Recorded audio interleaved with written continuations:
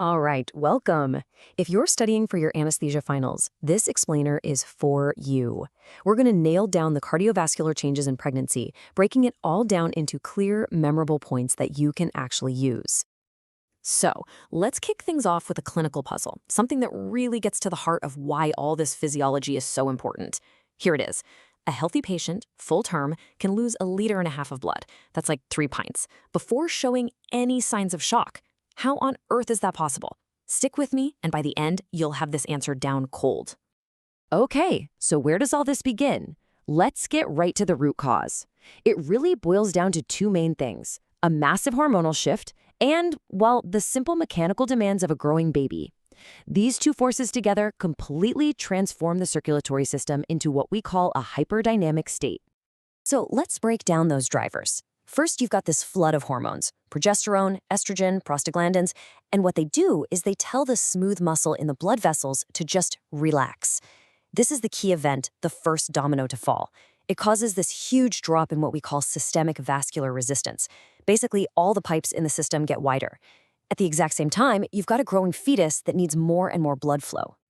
Right? So, this is what creates that hyperdynamic circulation you always hear about. It's a state of high flow, but low resistance. So, to keep blood pressure stable enough to supply the placenta, the heart has to work way harder. Cardiac output has to go up, and I mean dramatically. The heart's total workload just goes through the roof. So let's zoom in on the heart itself, the engine room of this whole operation, and see exactly how it copes with this insane new workload. Okay, this graph is brilliant. It gives you the whole story at a glance. Just look at the lines for cardiac output and blood volume. They're soaring upwards, right? Now look at the line for systemic vascular resistance. It's just plummeting. This visualizes exactly what we're talking about. We're going to unpack each one of these changes now. Seriously, if you only remember one number from this whole explainer, make it this one: plus 50%. That's the maximum increase in cardiac output by the 3rd trimester. 50%. It's just a staggering increase in how much blood the heart is pumping every single minute. So how does the body pull this off? It's actually a really clever 2-phase strategy. In the first half of the pregnancy, the increase comes mainly from a bigger stroke volume. That means the heart is literally pumping more blood with every single beat. But then, as you get into the second half, that effect kind of maxes out. So to keep the output high, the heart rate starts to climb. So first it pumps stronger, then it pumps faster. Makes sense, right? All right, let's shift gears and look at the actual fluid, the blood, and the pipes it's flowing through. This is where we get to a concept that loves to pop up on exams, and it can feel a little counterintuitive at first. And that concept is the physiological anemia of pregnancy. Now, this is a super important point. It is not a true anemia, like from an iron deficiency. It's what we call a dilutional effect. The body adds so much extra plasma, the watery part of the blood, that it just outpaces the production of new red blood cells. And this chart shows you that mismatch perfectly. Check it out.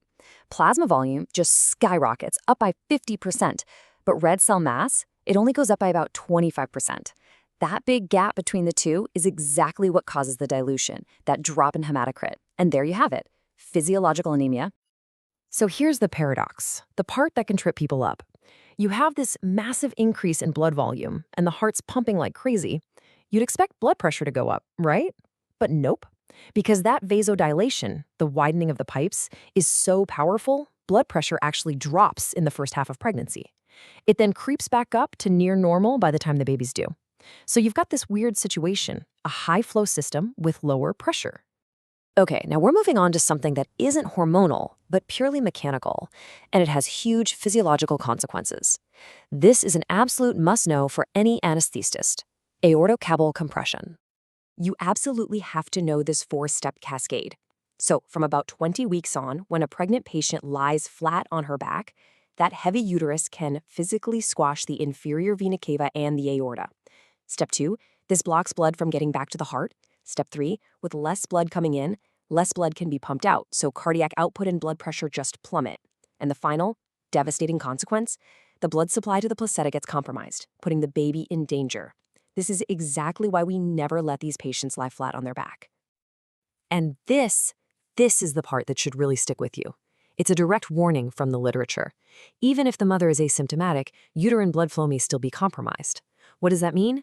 It means the mother's body might be compensating, finding other routes for the blood to get back so she feels fine. But while she's feeling fine, the baby might already be starved of blood flow. It's a silent danger. Okay, so let's pull all of this together. Let's synthesize this down into the absolute high-yield points you need for your exams, and, more importantly, for safe clinical practice. This is where the rubber meets the road. And here we are, back to our opening question. This table spells out the answer. Because of that massive expansion in blood volume, a patient at term can lose a mind-boggling 1.2 to 1.5 liters of blood. That's 15 to 20% of their entire blood volume and show nothing. No tachycardia, no drop in blood pressure. The physiological reserve is huge, but you can see how it could be dangerously misleading, right? So here are your key take-home points for the exam. Number 1, a patient can bleed a lot, 1.5 liters or more before their vitals even change. Number 2, aortocaval compression happens in every single patient after 20 weeks when they're on their back, and you can't rely on them feeling dizzy to know it's happening. Number 3, that hyperdynamic state puts anyone with a pre-existing heart condition at a super high risk of decompensating.